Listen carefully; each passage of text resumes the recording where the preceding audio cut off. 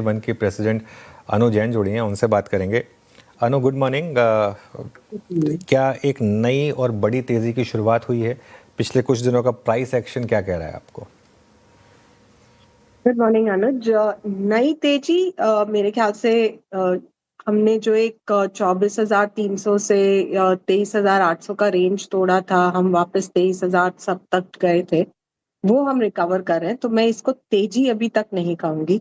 मेरे ख्याल से जब तक आप 24,300 नहीं क्रॉस कर लेते, उसको हम तेजी का नाम नहीं दे सकते। है और ½ % है। और जिस तरीके से बैंक निफ्टी तेजी दिखा रहा है कि वो लगभग 59,000 तक का तो मूव दिखा रहा है, जो और 2% है, तो वो उसकी तरफ ले चलेगा। You have to see the components. Reliance ने अभी तक कोई सपोर्ट दिया नहीं है, बट भारती ने कल एक सपोर्टिव मूव पहला शुरू किया है। आईटी से हमको कुछ खास उम्मीद है नहीं। कैप गुड्स पावर काफी चल चुका है, तो मेरे ख्याल से बैंकिंग इस लीग को लीड कर सकता है। uh, उसके हिसाब से आप 24,300 तो ले जाएंगे। मेरे ख्याल से 24,800, 700, 800 जो नेक्स्ट टारगेट है, उसमें आपको शायद अगले 15 दिन मॉनसून का मूव अगर आपको बॉम्बे में या महाराष्ट्र में अगले एक हफ्ते में डिसेंट हो जाए, तो वो शायद एक रिलीफ फैक्टर में आपको 24,800 दिख जाए। मुझे उसके ऊपर सचमुच में नए ट्रिगर्स दिखने चाहिए, तब मैं कहूंगी कि इट कैन क्रॉस 25,000। बट हाँ, definitely a more positive bias than what we have seen in the last 1-1.5 महीने में जो हमने देखा, उससे तो definitely stronger. Anuj ji, good morning. Shreya बात कर रही हूँ। आपने कहा कि बैंक्स लीड कर सकते हैं रैली को मार्केट में, तो बैंक्स में क्या नजरिया है आपका? प्राइवेट बैंक्स पर आपका झुकाव है या पीएसयू बैंक ज्यादा पसंद कर रही हैं, या फिर दोनों का कॉम्बिनेशन ही मार्केट को ऊपर लेकर जाएगा?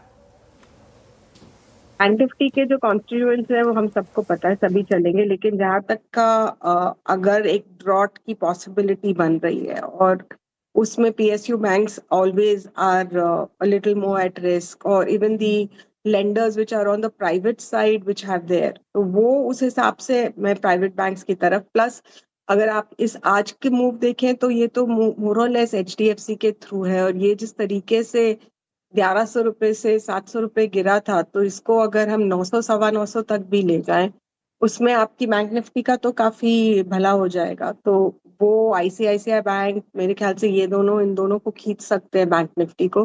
तो मैं एसबीआई पे नेगेटिवली बायस नहीं हूँ, लेकिन अगर मेरा थोड़ा सा नजरिया लॉन्ग टर्म का है, तो I would stick with the private banks. Okay, stick with the private banks. Private banks में कौन कौन से स्टॉक्स आपको ज़्यादा अच्छे लग रहे हैं? कोई पैकिंग ऑर्डर होगा क्या आपका? टेकिंग ऑर्डर अनुज, जिस हिसाब से लास्ट टाइम के क्वार्टर रिजल्ट थे, ICICI would be the top. जिस तरीके से उसने रिजल्ट्स दिए थे, मेरे ख्याल से वहां से despite good results it's down. तो मेरे ख्याल से यहाँ से पहला उसका रेजिस्टेंस लगभग 1,360 का है, जो एक दिन टच करके वापस आया। वो निकल गया तो शायद आपको 1,380 और 1,420 तक भी जा सकता है। तो मेरे ख्याल से इन द पैकिंग ऑर्डर वो होगा। बाकी एक्सिस और कोटक भी अच्छे लग रहे हैं। इनफैक्ट आपका जो ये एफसीएनआर का पूरा प्रोसेस है, उसमें मेरे को फेडरल का भी बेनिफिशियल मूव दिखता है। तो उसमें it has been an outperformer in the sector already. अगर आप देखेंगे, मैंने क्योंकि एचडीएफसी से उसको कंपेयर किया था अपने इंटरनल वर्क के लिए, तो वर्सेस एचडीएफसी उसने एक 12% का अल्फा दिया है over the same period in the last 1 quarter.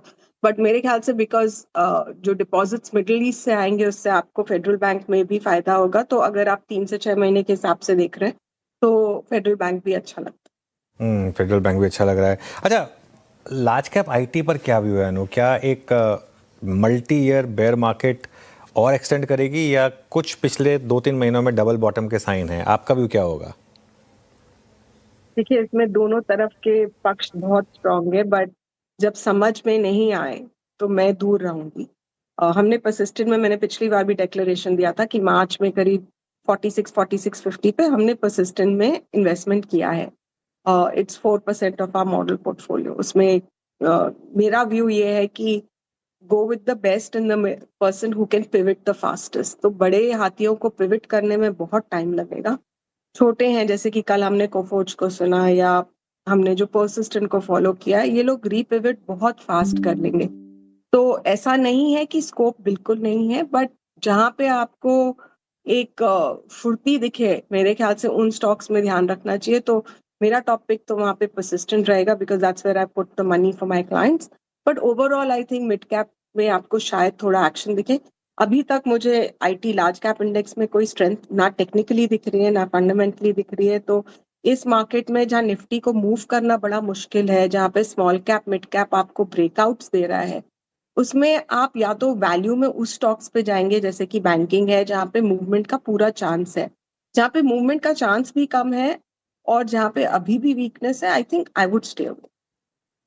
तो अनुज जी, ओवरऑल मार्केट पे भी यही व्यू है क्योंकि मिड कैप और स्मॉल कैप ने आउट परफॉर्म किया है लार्ज कैप काउंटर से, ना सिर्फ आईटी स्पेस में बल्कि पूरे मार्केट में भी. तो अगर आपको चुनना हो मिड कैप और स्मॉल कैप में कोई स्टॉक्स मैम, तो वो कौन से होंगे? देखिए, मिड कैप स्मॉल कैप तो बुल मार्केट में, वो तो करेक्शन मोड में है ही नहीं, वो तो फ्रेश ब्रेकआउट दे रहे हैं अभी भी.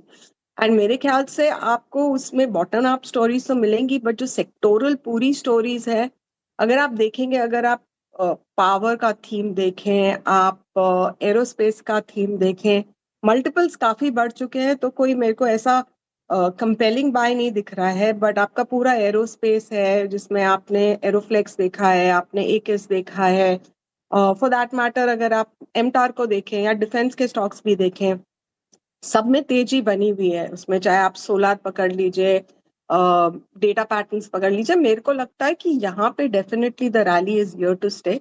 अब value is not the proposition here, यहाँ पे मोमेंटम है.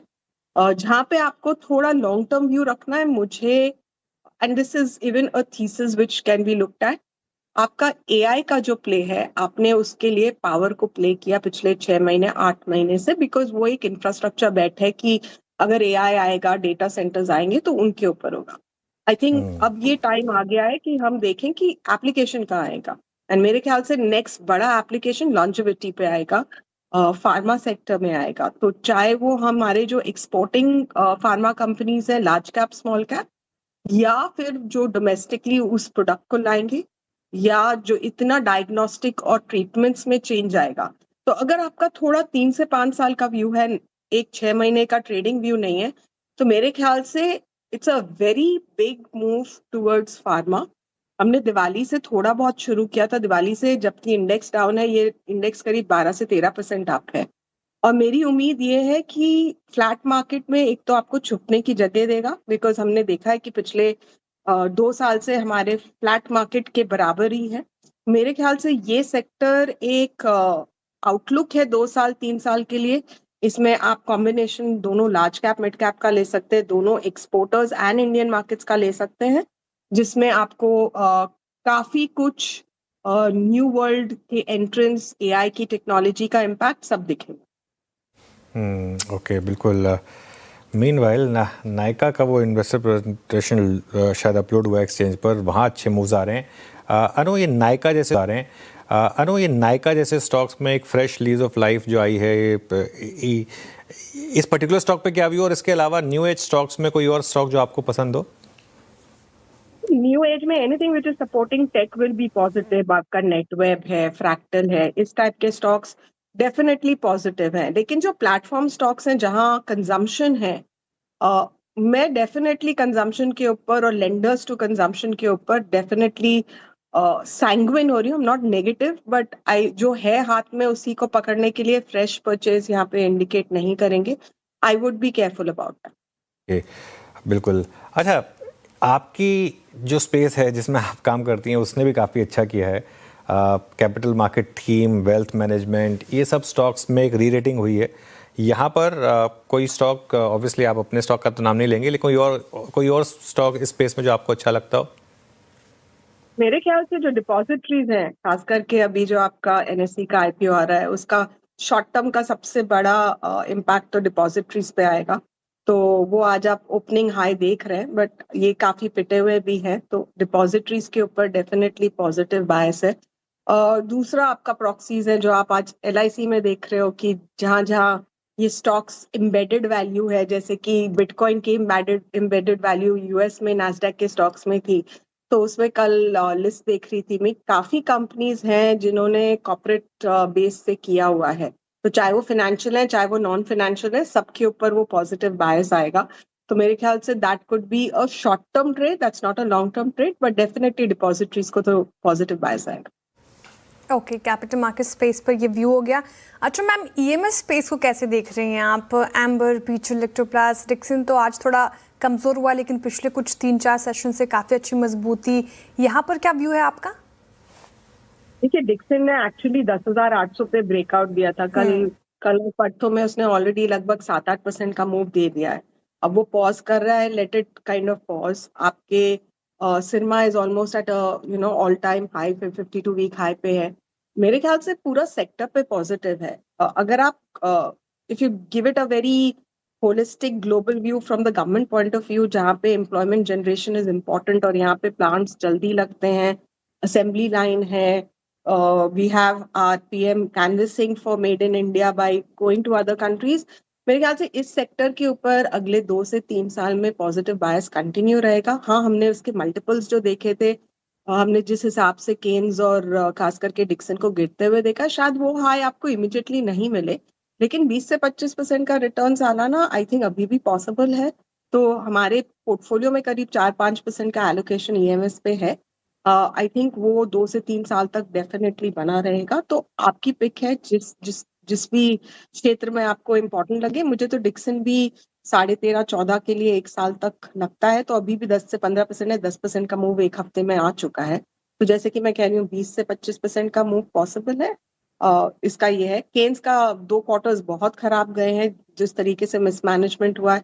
अगर इस क्वार्टर वो लोग कुछ संभाल लेते हैं, कुछ ऑपरेशंस दिखा देते हैं, तो वहां भी रिवैल्यूएशन है। बट वो I don't want to jump in anticipation, जब क्वार्टर रिजल्ट्स आ जाएगा उसके बाद देख के ही लेना चाहिए। ओके मैम, अक्सर हम ये बात करते हैं कि क्या लेना चाहिए मार्केट में, लेकिन इंपॉर्टेंट चीज़ ये भी होती है कि किससे दूरी बना कर रखें। अगर ये प्रश्न मैं पूछूं आपसे कि अभी इस स्पेस में अगर आईटी को छोड़कर कोई ऐसा स्पेस, कोई ऐसे काउंटर्स जहां पर अभी थोड़ा आप डाउट में हैं, कॉशियस हैं, तो वो क्या होगा? मार्केट में ऐसा कुछ खास नेगेटिव है नहीं, पावर और ये सब चल चुका है। बट जो हमारे सबसे एक्सपेंसिव स्टॉक है, अगर आप वो हिटाची देख लीजिए, जीवीके देख लीजिए, एनरिन देख लीजिए, इन लोग के लिए इंडियन मार्केट्स के हिसाब से सारे ऑर्डर्स पुल्ड इन है। बट अगर आप देखेंगे कि मिडिल ईस्ट कंस्ट्रक्ट होगा, ग्रिड के लिए हेल्प चाहिएगी इनको, तो मेरे ख्याल से वहां भी अभी तक I was thinking they were over price. But जब वो स्टोरी देखी, तो कोई भी चीज अभी वहां पे कैप गुड्स और हमारे power companies can be pitching in their. कोई ऐसा सेक्टर मुझे दिख नहीं रहा है। डिफेंस में जिस तरीके से पूरी दुनिया का रुझान आएगा, आई थिंक जो मेन 2 सेक्टर चले वो पावर और डिफेंस है। अब after what people have seen in the last 3 months, power के ऊपर हर जगह रीइन्वेस्टमेंट रहेगा। तो मुझे वो थीम एक्सपेंसिव ही दिखती है। हो सकता है साइडवेज चली जाए, डिफेंस में भी हो सकता है स्लाइटली साइडवेज चली जाए, बट ये पूरे दोनों सेक्टर्स में मुझे कोई ओवरबॉट होके कि इसमें प्रॉफिट बुकिंग कर लो, वो उम्मीद नहीं लगती। बाकी जैसे कि मैंने कहा कि फार्मा है, बैंकिंग है, इसमें है। I think the only thing I would stay away is honestly anything consumption. मैं कंजम्पशन से शायद 1 साल 1.5 साल तक थोड़ा दूरी बना के रखूं। ओके ननू, बहुत बहुत शुक्रिया आज हमारे साथ जुड़ने के लिए और अपना समय देने के लिए हमें।